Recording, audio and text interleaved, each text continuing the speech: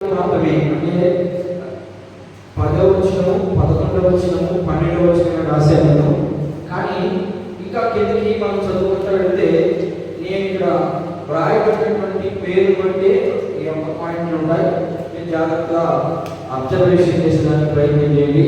ఇప్పుడు కూడా వాక్యాన్ని ముందు చదివేటప్పుడు ఆ భాగంలో మనకి ఎక్కువ శాతం ఏం కనపడతా ఉంది, ఆ శాతాన్ని బట్టి మనం దానికి పేరు పెట్టుకోవచ్చు. అర్థమైందా?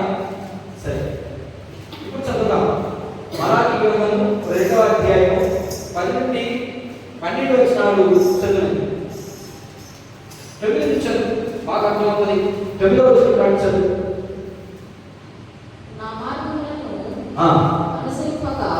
నా మార్గములను అనుసరింపక ధర్మశాస్త్రమును బట్టి విమర్శించుటలో మీరు పక్షపాతులు గనుక జనులందరి దృష్టికి మిమ్మును తృణీకరింపదగిన వారిగాను నీచుడుగాను చేసి ఉన్నాను అని సైన్యములకు అధిపతి యెహోవా సెలవిస్తున్నాడు. మనందరికీ తండ్రి ఒకడే కాడా, ఒక దేవుడే మనల్ని సృష్టింపలేదా? ఇలా ఉండగా ఒకరి ఎడల ఒకరము ద్రోహము చేయొచ్చు. మన పితరులతో చేయబడిన నిబంధనను మనము ఎందుకు తుర్కించుచున్నాము? యూదావారు ద్రోహులై ఇశ్రాయేలు మధ్య యెరూషలేములోని ఏ క్రియలు జరుగుచున్నవి? యూదావారు యెహోవాకు ప్రియమైన పరిశుద్ధ స్థలమును అపవిత్రపరిచి అన్య దేవత పిల్లలను పెళ్లి చేసుకుని యాకోబు సంతతి వారి ఏరాలో నుండి మేలుకొలుపు వారిని సైన్యములకు అధిపతి యెహోవాకు నైవేద్యము చేయవారిని యెహోవా నిర్మూలన చేయు. ఇంకా మీరు కిందకి చదువుకుంటూ వెళ్ళిపోతే ఇంకా చాలా విషయాలు కనబడతాయి. ఇక్కడ చదవబడినటువంటి ఈ వాక్య భాగంలో మనకి ఏమర్థమవుతాయంటే, ఇశ్రాయేలీయులు అలాగనే దేవుని ప్రజలైనటువంటి యూదావారు జాగ్రత్తగా వినాలి. ఇశ్రాయేలు దేవుని ప్రజలు కాదా అంటే, ఇశ్రాయేలు కూడా దేవుని ప్రజలే. కానీ అందులో ముఖ్యమైనటువంటి వారు ఎవరైనా యూదావారు. ఎందుకంటే వాళ్ళు 2 గోత్రాల వారికి దేవుడు కొన్ని ఆజ్ఞలు, కొన్ని సిద్ధాంతాలు, కొన్ని పాటింపులు ఇచ్చాడు వాళ్ళు. అందుకని యూదావారు అంటే చాలా ప్రాముఖ్యం. కాబట్టి ఇప్పుడు ఇశ్రాయేలు అలాగే యూదావారు, యూదులు దేనికి సాదృశ్యంగా ఉన్నారు? యూదులు యాజకత్వం చేస్తున్నటువంటి ప్రజలు, అంటే ఒక సేవకులుగా, లేకపోతే మన భాషలో చెప్పుకోవాలంటే దేవునికి ఇష్టమైనటువంటి ప్రజలుగా ఉన్నారు. ఎవరెవరు ఉన్నారు ఇక్కడ? ఇశ్రాయేలీయులు ఉన్నారు, అలాగే యాజకులు కూడా ఉన్నారు.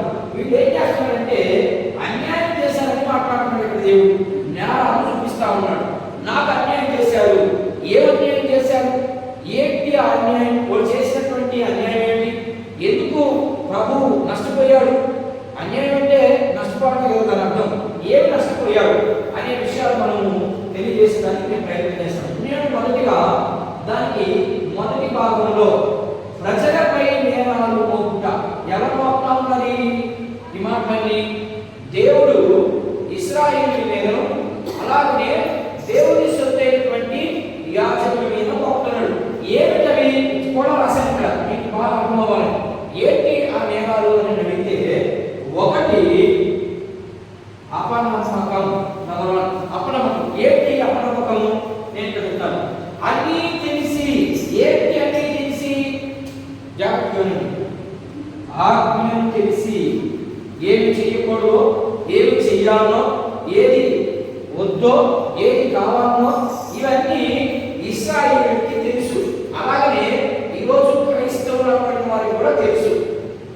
ఏం చేయకూడదు, ఏం చేయాలి, ఏం తీసుకోవాలి, ఏం వద్దాలి, ఇవి ఖచ్చితంగా ఇశ్రాయేలు చేయాలి. అలాగనే ఈరోజు సంఘంలో క్రైస్తవులమే లేకపోతే క్రీస్తు యొక్క సొత్తుని అనుకుంటున్నటువంటి ప్రజలు కూడా ఇలాగనే ఉన్నారు. ఇలాంటి వారికి ఏమొస్తుందంట?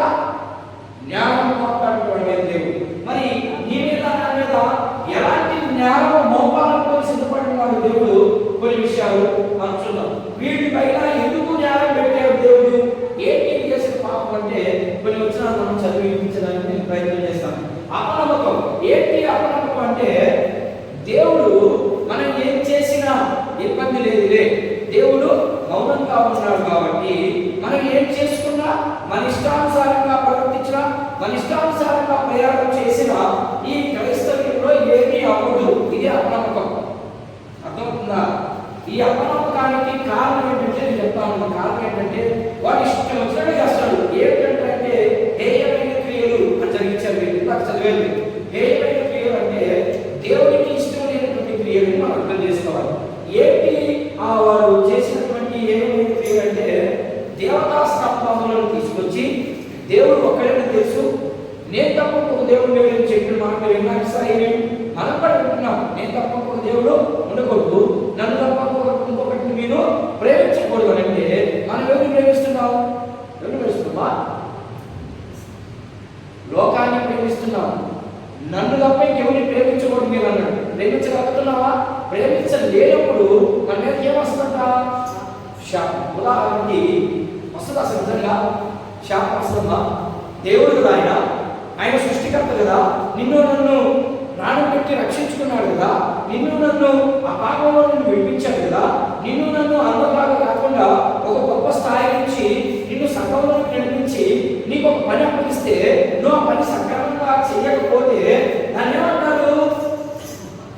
వేషకారి, లేకపోతే అపనమ్మకస్తుడు. నమ్మకున్నాడికి కదా పని అప్పగిస్తాడు, నమ్మకం లేనివాడికి పని అప్పగించదు. అలాగే ఏంటి నీకు ఉదాహరణకి ఒక చిన్న కథ చెప్పేదానికి ప్రయత్నం చేస్తాను. కథ అంటే మీకు నాకు గురించి తెలిసి బయట వాళ్ళని ఏది తీసుకున్నా బైబిల్లోనే ఉండాలి. ఆ కథ కానీ ఉపమానం కానీ ఏదైనా లోకంలోకి వెళ్తే అది సరైన బోధని నేనన్నా పర్వాలేదు కానీ నేనైతే మాత్రం అన్నాను. సరే చూద్దాం. సమయంలో మొదటి గ్రంథం చూద్దాం. చూడండి, సమయంలో మొదటి గ్రంథం ఏంటి అవగాహన చూపిస్తాను. ఏంటి అవగాహన? సమయంలో మొదటి గ్రంథం, మొదటి సమయంలో గ్రంథం, సమయంలో రాసినటువంటి గ్రంథము మొదటి పుస్తకము 15వ అధ్యాయం. ఒకసారి 15వ అధ్యాయంలో ఏదో ఒకసారి చెప్పండి చూడకుండా. మాకేం తెలుసు, అది మాస్టర్కే తెలియాలి అంతే కదమ్మా. అంతే, నువ్వు ఎలాగో చక్కగా ఓపెన్ నాకై మాస్టర్ తప్ప ఇంకెవరికి అవసరం లేదండి అది అని అనుకుంటున్నారా? అనుకుంటున్నారు. నాకే ఉపయోగే కదా. సరే, మొదటి వచ్చింది చదువుతున్నాం.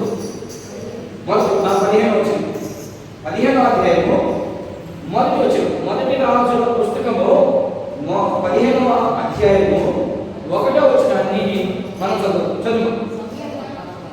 అమ్మా, మొదటి సమయంలో ఒకనొక దినమున సమూయేలు సౌలును పిలిచి యెహోవా ఇశ్రాయేలుకు తన జనుల మీద నిన్ను రాజుగా అభిషేకించుటకై నన్ను పంపెను. ఏం చెప్పినాక? యెహోవా మాట వినుము, సైన్యములకు అధిపతియగు యెహోవా సెలవిచ్చినది ఏమనగా, అమాలేకీయులు ఇశ్రాయేలీయులకు చేసినది నాకు జ్ఞాపకమే. వారు ఐగుప్తులో నుండి వచ్చేటప్పుడు అమాలేకీయులు వారిని విరోధులై మార్గమందు వారి మీదకి వచ్చింది కనుక కాబట్టి నీవు పోయి ఎవరి మీద జాలి చూపించకుండా అమాలేకీయులను హతము చేయుచు. జాగ్రత్త ఇక్కడ ఎక్కడైనా స్త్రీ తక్కువ లేదు, పురుషులేమి, స్త్రీలనేమి, బాలులనేమి, పశువులనేమి, ఎద్దులనేమి, గొర్రెలనేమి, ఒంటెలనేమి, కాకావాలు అంటే గాడిదలేమి, అన్నిటినీ హతము చేసి వారికి కలిగినదంతయు బొత్తిగా పాడు చేసి అమాలేకీయులను నిర్మూలము చేయుచాలి. ఏం చెప్పాడు? రాజుగా అభిషేకించిన తరువాత కొన్ని దినాల తరువాత ఎవరి రాజుగా అభిషేకించాడు? సౌలుని ఇశ్రాయేలు ప్రజల మీద నాయకుడుగా నియమించి, రాజుగా నియమించి, ఏ యోగ్యత లేనటువంటి వ్యక్తిని ఏం చేస్తున్నాడు? బెన్యామీను గోత్రానికి సంబంధించినటువంటి వ్యక్తిగా ఈయనని దేవుడు ప్రేరేపించి, ఇదిగో ఈ వ్యక్తి అయితే నా ప్రజలను స్పష్టంగా నేను చెప్పినట్లుగా ప్రవర్తిస్తాడు కాబట్టి, చేస్తాడు కాబట్టి నేను ఈ వ్యక్తిని రాజుగా నియమించాలని దేవుడు అనుకున్నాడు. మనుషులు అనుకోలేదు, మనుషులైతే కోలేదు. ఎందుకంటే సమీయలు ప్రవక్తగా ఉన్నాడు, ఆయనే న్యాయాధిపతిగా కూడా ఉన్నాడు. సమీయలు వాటిని వినడం లేదు ప్రజలు. ఎందుకంటే చుట్టుపక్కల చూశారు, చుట్టుపక్కల రాష్ట్రాల్లో లేకపోతే చుట్టుపక్కల ప్రాంతాల్లో రాజులు ఉన్నారు అందరికీ, కానీ యూదా వారికి రాజు లేడు. కాబట్టి ఏమన్నారంటే దేవుడితో మాట్లాడుతూ, ఏం లేదండి సమీయలు గారు, ఖచ్చితంగా మాకు రాజు కావాలి, నువ్వు దేవుడికి ప్రార్థన చేయనప్పుడు దేవుడు తగ్గించుకొని, చూడండి, దేవుడు తగ్గించుకొని సరే రాజుగా అడుగుతున్నారు కాబట్టి రాజుగా ఎవరిని నియమిద్దామని ఆయన బెన్యామీను గోత్రానికి సంబంధించినటువంటి వ్యక్తిని, సౌలు అనే వ్యక్తిని రాజుగా చేశాడు. రాజుగా చేసి కొన్ని దినాల తరువాత మరలా సమూయేలు వద్దకు దేవుని వాక్యము వచ్చింది. దేవుని వాక్యం అప్పుడప్పుడు వచ్చిపోతుంది ఆ రోజుల్లో. ఇప్పుడు ఒకసారి వచ్చింది అంటే ఇక దేవుని ఆత్మలో నిలబడింది అంటే అది ఎక్కువ. వెనక్కి పోతుంది అంటే నీకు నిజంగా ఏం లేదని ఏం లేదమ్మా. దేవుని ఆత్మ పూర్వకాలంలో ఎలా ఉంది అంటే ఆత్మ పాత నిబంధన అంతా ఆత్మ రావడం, ఆయన ఏదైతే చెప్పాలనుకున్నాడో దాన్ని చెప్పేయడం, వెళ్ళిపోవడం మనుషుల నుంచి. ఇదంతా పాత నిబంధన సంఘటన. కొత్త నిబంధనలో అలా ఏం లేదు. కొత్త నిబంధనలో ఒకసారి ఆత్మ మన మీదకి వచ్చింది అంటే అది వెళ్ళిపోయింది అంటే కేవలం నీ అవిధేయత వల్లనే. నీ హృదయము ఎలా అయిపోయిందంట? బాప్తిస్మం ఇచ్చి యోహాను ఎక్కడ సంచరిస్తా సువార్త చెప్పాడు? మీరు వార్తలు కూడా వింటున్నారు. ఎక్కడ చెప్తున్నాడు ఆయన సువార్త? బాప్తిస్మం ఇచ్చి యోహాను యూదయ అరణ్యములో ఎవరున్నారని ప్రకటిస్తున్నాడు ఆయన. దాని అర్థం ఏంటంటే మీ హృదయాలు అరణ్యములాగా ఉన్నాయి ప్రజలారా అని అర్థం. నేనేమో సువార్త చెప్తున్నాను, మీరు నా మాట మీ హృదయంలోకి నొక్కించుకోవడం లేదని దాని అర్థం. అలాగనే దేవుడు సమూయేలుని సౌలుని పిలిచి, ఇదిగో నా ప్రజలు ఐగుప్తు నుంచి వచ్చేటప్పుడు ఈ అమాలేకీయులనే చూడు, వారు నా ప్రజల్ని చిత్రహింస పెట్టారు. కాబట్టి నువ్వేం చేయాలి? ఇప్పుడు ఒక్కటి కూడా కనిపించకుండా, ఎవరిని చిన్నపిల్ల లేదు, గర్భవతి లేదు, గాడి లేదు, పశువు లేదు, ఒంటి లేదు, ఏ దాన్ని వదలకుండా ఆ రాజ్యం లేకపోయి మొత్తాన్ని నాశనం చేసి వచ్చామన్నాడు. అంతే చెప్పింది దేవుడు. చెప్తాడు అసలు దేవుడు చెప్తాడమ్మా? చెప్తాడమ్మా దేవుడు? చాలా మంది చెప్పాలనుకుంటున్నారు, మరి ఈ వాక్యం ఏంటి? చెప్పాడు కదా ఆయన. ఆయన ప్రజలను ముట్టితే, ఆయన ప్రజలంటే అందరూ ఆయన ప్రజలు ఎవరు? జాగ్రత్తగా ఉండండి. ఆయన ఇష్టానుసారంగా ఎవరైతే నడుస్తుంటారో ఆ ప్రజల నిమిత్తము మీరు ఏమైనా చేస్తే నా కడుపులు ముట్టినట్టే అన్నాడు పత్రికలో. మీరు వారిని అడిగే హక్కు మీకు లేదు, మీరు వారిని విమర్శించే హక్కు మీకు లేదని చెప్తున్నాడు. కానీ మనం ఏమంటారు? దేవుడు ఏమి అనడు, ఎందుకన్నాడు అంటాడు. ఏమన్నాడు చూద్దాం. అందరినీ ఏం చేయమన్నాడు? చంపేసి వచ్చేయమన్నాడు. ఇదేం చేయకపోయి దేవుడు మాట ఏమన్నా పడలేదా? దేవుడి మాట వినాలి. వినకపోగా వీడు పోయాడు యుద్ధానికైతే వెళ్ళాడు. మొత్తానికి దేవుడి మాట విని యుద్ధానికైతే వెళ్ళాడు. యుద్ధానికి పోయి ఏం చేశాడంటే అక్కడ పొరపాటు మంచి మంచి ఏ పక్కన పెట్టుకున్నాడు. కొవ్విన గోడల్ని అర్థమైనా మంచి మంచి ఆత్మకాయని మంచి మంచి యుద్ధానికి పనికొంచే మగవారిని కొన్ని ఏడు పక్కన పెట్టుకొని పరమాత్మని చంపేశాడు. ఇప్పుడు దేవుడికి కోపం వస్తుందా రాదా? అంటే దేవుడు ఏమి చేయలే కదా. మీకు ఉదాహరణ దీనికి ఏంటి అపనమ్మకం? ప్రజలకి ఎందుకు దేవుడు వారి మీద న్యాయం పంపుతున్నాడు అంటే అపనమ్మకం. దేవుడు నన్ను ఏర్పరచుకున్నాడు, దేవుడు నన్ను లోకం నుంచి సపరేట్ చేశాడు, దేవుడే నన్ను పిలిచాడు, నేనే తప్పు చేసినా నన్ను క్షమిస్తాడు అనుకుంటున్నారు. కానీ దేవుడు క్షమించే దేవుడు కాదు. మన దేవుడు చాలా మంది క్షమించే దేవుడు అంటారు. అందుకనే రాత్రి మీకు లూకాసు వార్త చెప్పాను. హిత సంవత్సరం గురించి బోధించలేదు ఆయన, ప్రతిదండన గురించి బోధించలేదు ఆయన. ఎవరు? యేసుక్రీస్తు ప్రభు వచ్చి ఆయన రావడానికి కారణం చూపించాడంటే నేను మళ్ళా వస్తాను అప్పుడు ఎలా ఉంటుందనేది దాన్ని ప్రతిదండన అంటాం. హిత సంవత్సరం అంటే ప్రేమ చూపించడు. ఆయన ప్రేమ చూపించాడు, వెళ్ళిపోయాడు. రేపు మళ్ళా ప్రతిదండానికి ఒకరోజు వస్తాడు, ఆ ప్రతిదండం జరుగుతుందని దాని అర్థం. అందుకని ప్రవక్తల గ్రంథాలన్నీ అట్లాగే ఉంటాయి. అయితే సౌలు ఏం చేశాడమ్మా? నన్ను ఏం చేయలే దేవుడు. ఎందుకని? దేవుడే కదా నన్ను పిలిచి అభిషేకించింది. నేను అడిగాను ఆయన్ని, నేను రాజు అవుతానని అడగలేదు కదా. అడగలేదు కాబట్టి ఇప్పుడు ఖచ్చితంగా ఏం జరగాలి? నన్ను నా దేవుడు క్షమిస్తాడు అని అనుకున్నాడు. ఎవరు? సౌలు. ఇప్పుడు పేజీ తిప్పండి. పేజీ తిప్పి 10వ వచనం.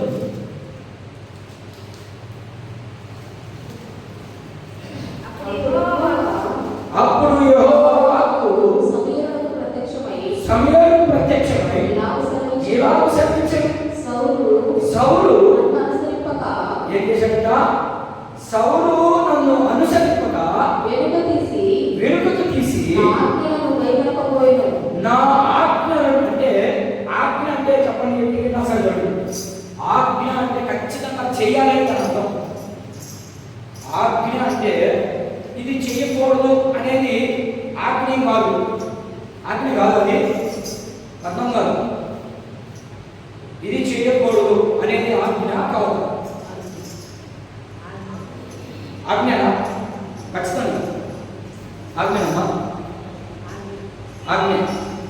అయితే ఇప్పుడు ఏం చేశాడు? ఈయన చెప్పాడు, నువ్వు ఈ ఎవరిని కనిపెట్టుకుంటా అందరినీ చంపాడు. ఏం చేశాడు? చంపలేదు. అని అర్థం ఏంటి? దేవుడు అంటే లెక్కలేదు. దేవుడు నన్ను ఏమీ చేయడు అని అనుకున్నాడు. ఎవరు? ఈ అపనమ్మకంగా ఉన్నటువంటి వాడు ఎవరు? సౌలు. మరి నువ్వు నేను అపనమ్మకంగా ఉన్నావా? ఖచ్చితంగా దేవుడు ఏం మాట్లాడుతున్నాడు చూడండి. ఇప్పుడు చదువు. నా ఆజ్ఞలు కైకొనకపోయిన కనుక అతనిని రాజుగా నిర్ణయించినందుకు దేవుడు ఏంటి పశ్చాత్తాపడేదమ్మా? ఆయనకి పశ్చాత్తాపం అవసరమా? చూడండి ఎంత భయంకరంగా ఉన్నారు. మనం కూడా అంతే. విశ్వాసంగా మనకు ఏది చేయకూడదో తెలుసు, ఏది వినకూడదో తెలుసు, ఏది మాట్లాడకూడదో తెలుసు. కానీ మనం ఏం చేస్తాం? మీరేస్తాం. ఎందుకంటే మనము మనిషి స్వభావాన్ని పోల్చుకొచ్చాం. ఏంటి? శరీరాన్ని ధరించుకొచ్చాం కాబట్టి ఖచ్చితంగా పడతాం. పడినప్పుడు మీరు వెంటనే నీలో ఉన్న పరిశుద్ధాత్మని లేపాలి. పడిపోయినావు అసలు చెప్తుందా? దేవుడు చెప్తాను. మాకు ముందు చెప్తేనే మాకు తెలియదు. మళ్ళీ మేమేమో కదా ఖచ్చితంగా అట్లాంటి స్థితి కావాలి మీకు. అలాంటి స్థితికి వచ్చినప్పుడే దేవుని ఒక దర్శనం ఏంటి, దేవుని ఆలోచన ఏంటి, అవన్నీ మనకు తెలిసేదానికి ప్రయత్నం చేస్తాయి. ఇప్పుడు మీరేం చేశారు? అన్ని తెలిసి కూడా అపనమ్మకంతో ఉన్నాడు. అందుకనే దేవుడు మీద నేరం పంపుతున్నాడు. నేను తప్ప ఇంకొక దేవుడు లేదు కదా మీకు. అవునయ్యా, విషయం అయ్యా. సరే, ఇంకా 30 మాటలు చూద్దాం. చూడండి 22 వచ్చి చదువు. 22 చదువు. 22. అందుకు సమూయేలు తాను సెలవిచ్చిన ఆజ్ఞను ఒకడు గైకొనుట వలన యెహోవా సంతోషించినట్లు. ఏంటంటే ఆయన చెప్పిన మాట వింటే ఏమొస్తుందంట? ఆయనకి దేవుడికి ఏమొస్తుందమ్మా? సంతోషం వస్తుందంట. ఒకడు ధన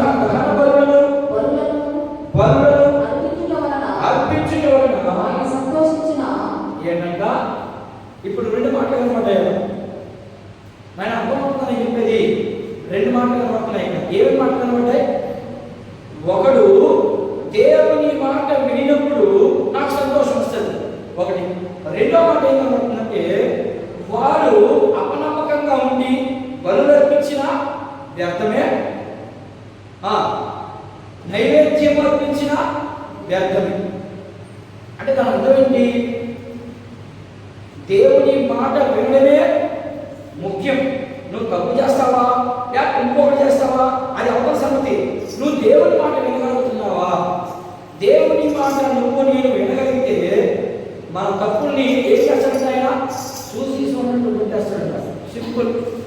నువ్వు ఆయన ఇష్టానుసారంగా జీవించినప్పుడు, ఒకవేళ ఆయన ఇష్టానుసారంగా జీవించకుండా గంటల తరబడి ప్రార్థన చేసినా నీ ప్రార్థన ఏడవదు, ఏడవమ్మా. దేవుని దగ్గరికి వెళ్ళదు. దేవుని దగ్గరికి వెళ్ళాలి అంటే ముందు ఆయన మాటని మనం అనుసరించాలి. అలా అనుసరించినప్పుడు మాత్రమే మనకు వస్తుంది. ఇంకా మీరు చదువు విషయాలు, ఇంకా కొన్ని విషయాలు చదువుతుంది ఇంకా బాగా వస్తుంది. 28వ చదువుతున్నాం చాలు, ముందు 28. అప్పుడు సమూయేలు అందుకు అప్పుడు సమూయేలు అతనితో నేడు యెహోవా ఇశ్రాయేలు రాజ్యమును నీ చేతిలో నుండి లాగివేసి నీకంటే ఉత్తముడైన నీ పొరుగు వారికి దాన్ని అప్పగించి ఉన్నాడు. చాలు. ఏం చేస్తాడంట? నీకు అప్పగించిన పని నువ్వు సరిగా చేయకపోతే ఏం చేస్తాడు దేవుడు? వెరికేసి పక్కడికి ఇస్తాడంట. మరి నీకు అప్పగించిన పని మీరేం చేశారు? మనం ఆలోచించాలి కదా. మనకి ప్రతి ఒక్కరి మీద ఒక్కొక్కరికి ఒక్కొక్క ప్రణాళిక ఉంటుంది. ఆ ప్రణాళికని మనం నిర్లక్ష్యం చేసినప్పుడు ఏం చేస్తాడు? దాన్ని ఈ మాటను బట్టి పెరిగే ఇంకోటి ఇచ్చేసి. ఎందుకంటే చెప్తాడు, నీవు అపనమ్మకంగా ఉన్నావు. నువ్వు దేవుడు అంటే, దేవుని కార్యాలంటే, లేకపోతే దేవుని పని అంటే నీకు లెక్కలేనంత లెక్కలేని పని అనేది మనం చేసుకోవాలి. ఇది మొదటి భాగం అయింది. మీకేం డౌట్ ఉన్నాయి దాంట్లో? మొదటి భాగం ఏం డౌట్ లేవా? డౌట్ ఉంటే ఖచ్చితంగా నన్ను అడగవచ్చు. రెండోది చూద్దాం. ఏంటి వాళ్ళ అపనమ్మకం అంటే నేను ఒక్కడే దేవుడు. తెలుసు కదా నీకు? ఇశ్రాయేలుకి ఎంతమంది దేవుడు ఉన్నారు? ఒకడే ఒక్క దేవుడు. ఎప్పుడు చెప్పాడు ఈ మాట? ఎక్కడ చెప్పాడు ఈ మాట? ఇశ్రాయేలుకి నేను ఒక్కడే దేవుడిని ఎప్పుడు చెప్పాడు? ఎక్కడ చెప్పాడు? మోషేని పంపిస్తాడు. ఎక్కడికి? ఐగుప్తుకి పంపిస్తాడు. ఐగుప్తుకి పంపించినప్పుడు అయ్యా మోషే అంటాడు దేవుడిని, అయ్యా నువ్వు నన్ను పంపిస్తున్నావు, బాగానే ఉంది. అసలు నువ్వు ఎవరైతే నేనేం చెప్పాలంటే ఉన్నవాడిని, అనువాడిని, ఉండేవాడిని అని నువ్వు చెప్పాను. వాళ్ళు కనుక్కున్నాను. నేను ఏదేమో చెప్పాడు, కనుక్కున్నాడు. అంటే దాని అర్థం ఏంటి? నేను తప్పకపోగా దేవుడు లేడు. అది చదువు మరాఠీ గ్రంథం చదివే. మరాఠీ గ్రంథంలో వచ్చి నేను ఒక్కనే దేవుడిని కాను అనేమంటదు. 2వ అధ్యాయం చదువు 10వ వచనం ప్రారంభించు. ఒక్కడే 2వ అధ్యాయం 10వ వచనం. ఒక్కడే మనందరికీ తండ్రి ఒకడే కాడా? ఒక్క దేవుడే మనల్ని సృష్టింపలేదా? దేవుడు తెలుసు కదా. ఒకే దేవుడు తెలుసు, ఒకే తండ్రి కూడా తెలుసు. మనకు సృష్టించాడు కదా. మరి ఒక్క దేవుడు తెలిసి ఆయన మాట ఎందుకు వినకుండా పోయాడు? కారణం ఏంటి? అసలు వినకుండా పోవడానికి వీళ్ళ హృదయాల్లో ఏముంది? లోకం ఉందంటే. వీళ్ళు చుట్టుపక్కల వస్తున్నారు కానీ దేవుని వాక్యం మీద అవగాహన పట్టలేదు. ఏంటి దేవుని వాక్యం? 19వ అధ్యాయం చూడండి. 2 మాటలు చదివి మనం ముగిద్దాం. ఇది మళ్ళా ఇంకో వారం కూడా పొడిగించడానికి ప్రయత్నం చేద్దాం. ఒకే దేవుడు అనే పదానికి నేను వివరిస్తాను. చూడండి 19వ అధ్యాయం 5 నుంచి 10 వచనం కాగా ఏం చేస్తున్నాడట? కాగా మీరు నా మాట శ్రద్ధగా విని నా నిబంధన అంటే ఆజ్ఞ అని అర్థం. ఆజ్ఞ నిబంధన ఒకటే అర్థం. నా నిబంధనను అనుసరించి నడిచిన మీరు సమస్త దేశ జనులలో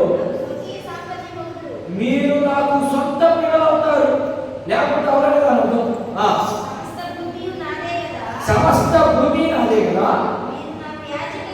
మీరు నాకు యాజకులు, రాజ్యముగాను, పరిశుద్ధమైన జనముగాను.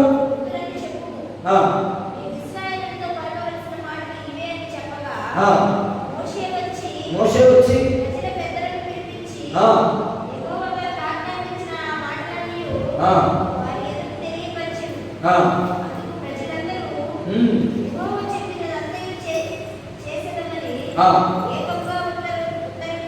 చాలు ఏం చెప్పారు? మేము దేవుడు మాకు ఏమైతే చెప్పాడో అవన్నీ చేస్తామని ఒప్పుకున్నారా? ఒప్పుకోలేదా? ఒప్పుకున్నారు. ఒప్పుకున్నారా? చేశారు వీళ్ళు. ఇప్పుడు మలాకి గ్రంథం 2వ అధ్యాయం వచ్చింది చూడు. 7-8 వచ్చి ఏం చేశారు చూడు. యాజకులు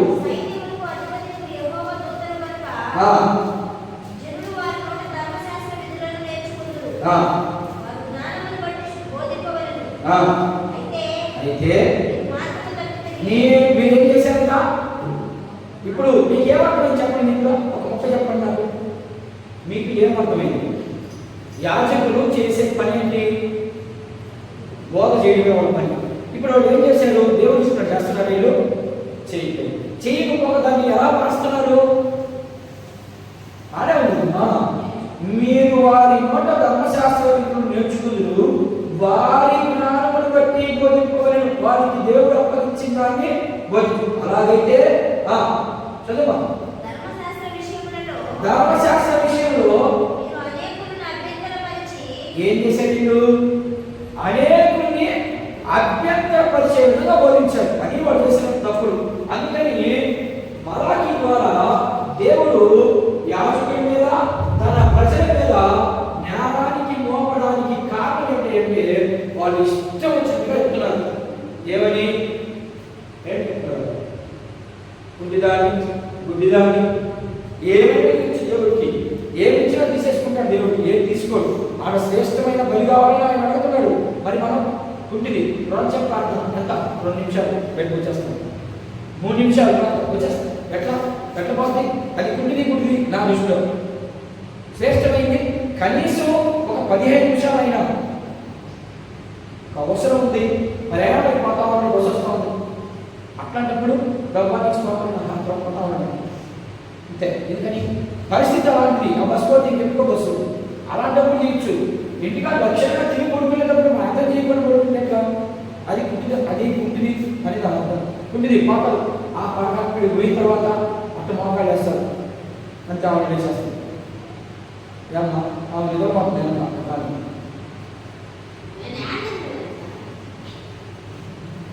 సరే ఏం చేస్తున్నా నేను?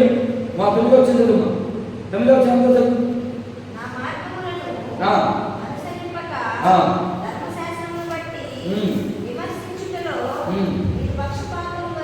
మీరు పక్షపాతులు కనుక జనులందరి దృష్టికి నీచుడుగాను చేర్చున్నామని సైనికులు తెలుసు చదువుతున్నాడు. మనందరికీ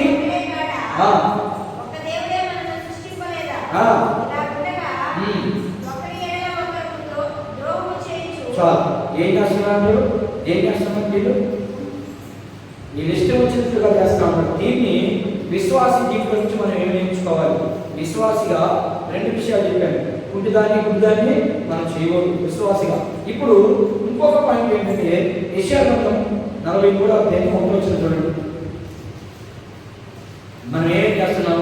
మనం కూడా చాలా చేస్తా ఉన్నాం. బయటికి చెప్పకూడదు కానీ ఇంకా చెప్తాను నేను. అక్కడ చదవండి. యెషయా గ్రంథం 43వ అధ్యాయం 1వ వచనం. అయితే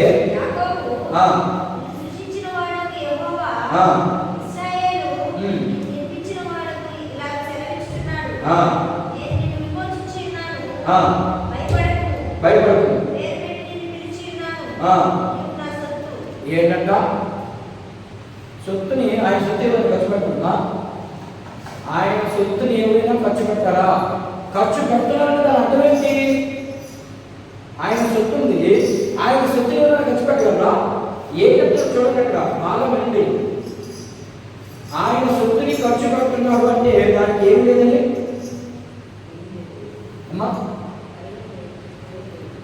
రైలు లేదు, కాపులు లేదు. కాపులు లేకపోతే దాని కూడా వెళ్ళిపోవాలి డబ్బులే. ఆ డబ్బులు వారేసి ఉంటే డబ్బులు ఖర్చు అయిపోతున్నాయి. కారణం అంటే అర్థం దాన్ని ఏం లేదు, కాపులా లేదు, భద్రత లేదు. భద్రతన్నా కాపులన్నా ఒకటే. మరి మీకున్న భద్రత ఉందా లేదా చూసుకోండి ఒకసారి. వెనక్కి దీన్ని చూసుకోవాలి. మనం ప్రతిరోజు ప్రతి పూట వెనక్కి దీన్ని చూసుకోవాలి. ఏం చేశాను నేను మీకు? ఎవరిని అవమానించాను, ఎవరి మీద నేను తృణీకరించాను, ఎవరిని బాధ పెట్టాను, అది మనం వెనక్కి దీన్ని చూసుకోవాల్సింది. ఖర్చు అయిపోవడం కారణం ఏంటంటే మన ఖర్చు మన జీవితానికి భద్రత లేదంటే కారణం ఏంటంటే అదే మనం భద్రతలో ఉన్నామా లేదని మనం పరిశీలన చేసుకోవాలి. ఇంకో మాట చూద్దాం. కొరింథీయులకు రాయబడినటువంటి మొదటి పత్రిక. ఈ మాట చదివి నేను ముగిస్తాను, ప్రార్థన చేసుకుని. కొరింథీయులకు రాయబడినటువంటి మొదటి పత్రిక 7వ అధ్యాయం 23వ వచనం.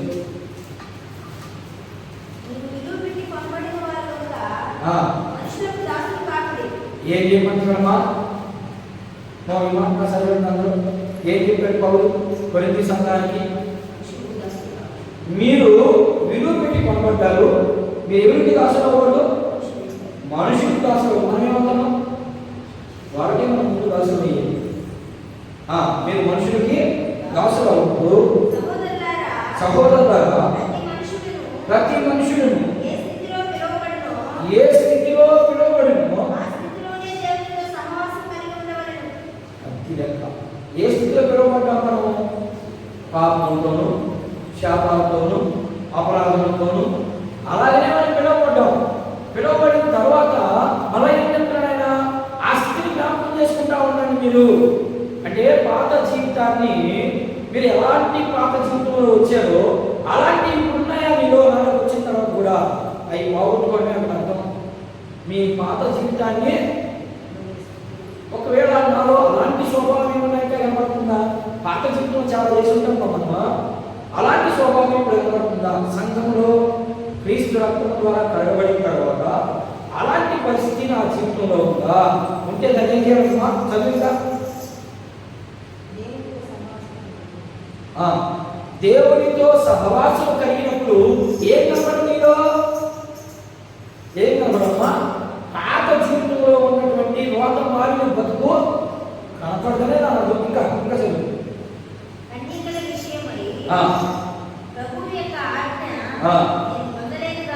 మీరు నమ్మకమైన వాడనే ఉంటకు ప్రభువు వలన కనికరం పొందిన వాడనే నా తాత్పర్యం చెప్పుచున్నాను.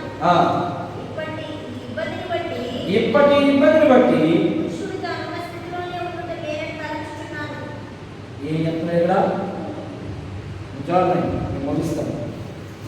ఏం చూడండి, ఇప్పటి స్థితిని బట్టి మళ్ళీ మీ అందరూ ఆడోడు మీ అన్ని తెలుసుకోవాలి. అన్ని ఏమి ఇబ్బంది జరిగింది పౌరుకి? నాకు నమ్మాడు. పౌరు ఏం చెప్తున్నాడంటే కొరింథీ సంఘంలో చాలా మంది ఉన్నారు విశ్వాసులు. అర్థమైందా?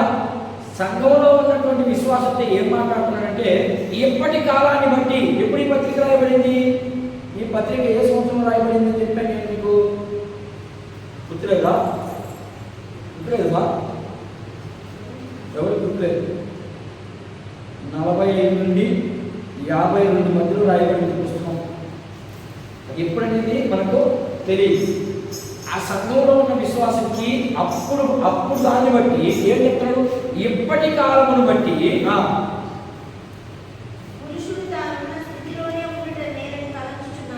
ఏ స్థితిలో ఉన్నాడు పురుషుడు? అవునండి, ఏ స్థితిలో ఉన్నాడో చెప్తాను. యూట్యూబ్లో అనవచ్చు దాన్ని. అందుకంటే నాకు మనం